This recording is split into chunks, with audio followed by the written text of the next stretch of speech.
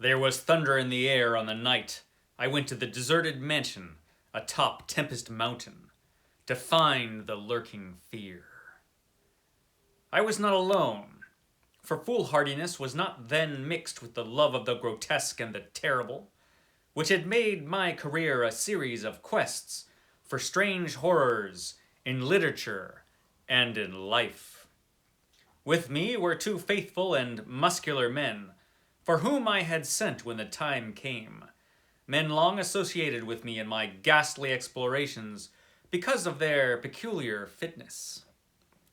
We had started quietly from the village because of the reporters who still lingered about after the eldritch panic of a month before. The nightmare creeping death. Later, I thought, they might aid me, but I did not want them then. Would to God I had let them share the search, that I might not have had to bear the secret alone so long. To bear it alone for fear the world would call me mad, or go mad itself at the demon implications of the thing. Now that I am telling it anyway, lest the brooding make me a maniac, I wish I had never concealed it. For I, and I only, know what manner of fear lurked on that spectral and desolate mountain. Yes, my friends, that is from the ghastly and horrifying story, The Lurking Fear. Yes, The Lurking Fear. An early story by H.P. Lovecraft that we're going to be talking about here today on your Mythos Monday. Yes, Mythos Monday has returned. Sorry I missed you fine folks last week. I was having technical difficulties, but everything seems to be going just fine so far. Yes, and we can talk about The Lurking Fear. So let me read what scholar S.T. Joshi has to say about this little story, The Lurking Fear. Like Herbert West, Reanimator, this story was commissioned by George Julian Hutain for Home Brew, where it was serialized from January to April 1923. Lovecraft wrote it in November 1922 and prevailed upon Hutain to have his new friend Clark Ashton Smith illustrate it. Although obliged to add a punch at the end of each segment, Lovecraft has managed to write a more unified tale than Herbert West.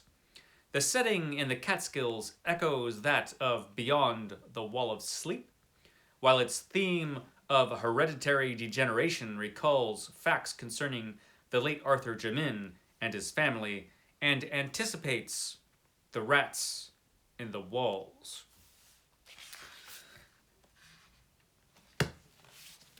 That's what Joshi has to say. This story did show up in Homebrew, the zippiest magazine in America, apparently, Homebrew. The same place that his ghastly story Herbert West showed up. So, like Herbert West, this is a really, really, really pulpy story. This could actually be the pulpiest thing H.P. Lovecraft ever wrote. Everything is exaggerated in this story. His prose is at its purplest.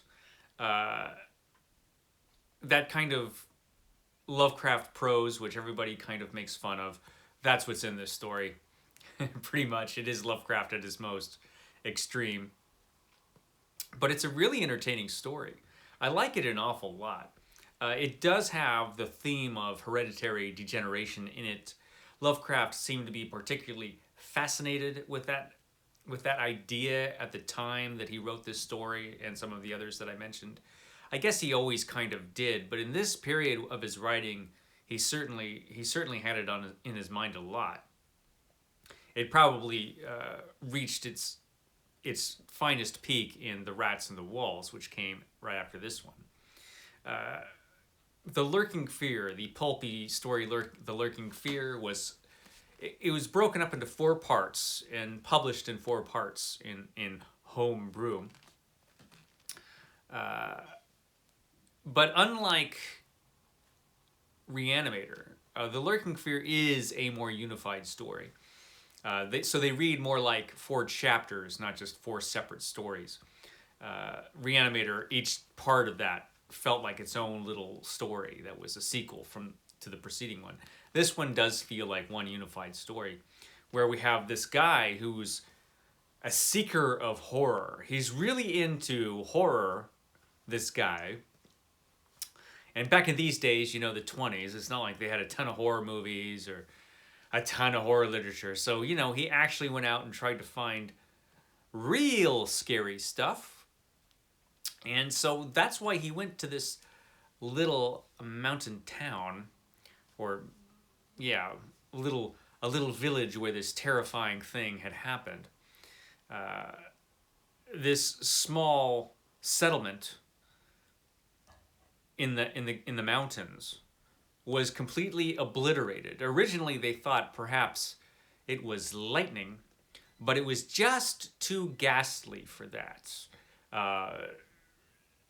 One place was completely destroyed, but there were parts of people strewn about everywhere. This was one of the more graphic H.P. Lovecraft stories.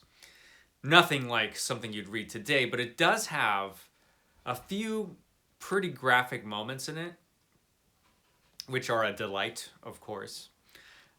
So he goes up there, our nameless narrator, and he goes to the Martens mansion, because everybody kind of feels up here that the Martens mansion, which is an abandoned mansion that used to belong to the Martens family.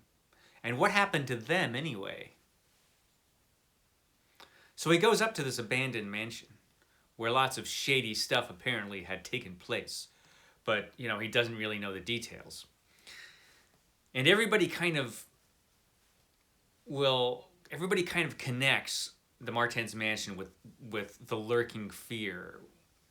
Everything terrible that happens in this area. There's some strange, mysterious goings on and catastrophes that go on around there. They always link it with the Martens mansion. So he says, you know what? I'm going to go look for the horror there. And so he goes there with his 2 brawny buddies. And they promptly disappear, his 2 friends. Probably they are killed, but he is left alive. The whole thing is mysterious how this all goes down. And so he's left there, and his friends are gone, probably killed by whatever the lurking fear is. So now he's got an extra reason to stick around and try to really find out, okay, what's going on. And that's what this story is about. This unknown narrator, or unnamed narrator, trying to figure out what the lurking fear actually is. What took away his 2 pals in the night in the Martens mansion? What destroyed this tiny little settlement up in the hills and murdered all those people and left bits of body parts strewn all over? He does get some help from a reporter who, well, let's just say he might have come to a bad end, that fella. It really doesn't pay to get too involved with our unnamed narrator. Probably a bad idea. So lots of ghastly happenings happen in this story. He does eventually find the secret of the lurking fear. And he finds out whether it's really connected to the Martens mansion or not. Probably. And it's a pretty great... This has a really good ending. It has some, shall we say, unrealistic moments. Our narrator does a couple things that seem kind of, well, why are you doing that anyway, kind of moments. They are obviously there just to propel the plot along or to get to a specific scene. And like I said, it is his most pulpy story. His most over the top as far as the writing is concerned. But still, it's pretty effective. It has some great moments. It's really entertaining. I actually like The Lurking Fear a lot. It's not one of his best stories. Not by a long shot. But it is a fun read. It's a cool little horror story. Yeah. It's good. The Lurking Fear. it's perfect for this time of year, certainly. So I certainly would hunt it down.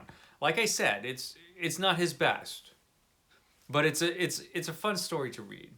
And so I'm happy to finally be talking about it here on Mythos Monday. So that was your Mythos Monday. I hope you enjoyed it. Catch me tomorrow where I'm answering some questions. It's going to be my 1,000 subscriber Q&A where I answer the questions I was given. I'm still thinking about doing a live stream, and I will as soon as I can figure out how to do that. I haven't had a chance really. I've been so busy to just sit down and say, okay, how do I do this? You know, I don't know how to do things. I'm old. So there you go. I hope you enjoyed your Mythos Monday. I will catch you here next time, here at Stately Vaughan Manor, and I hope you have a great day.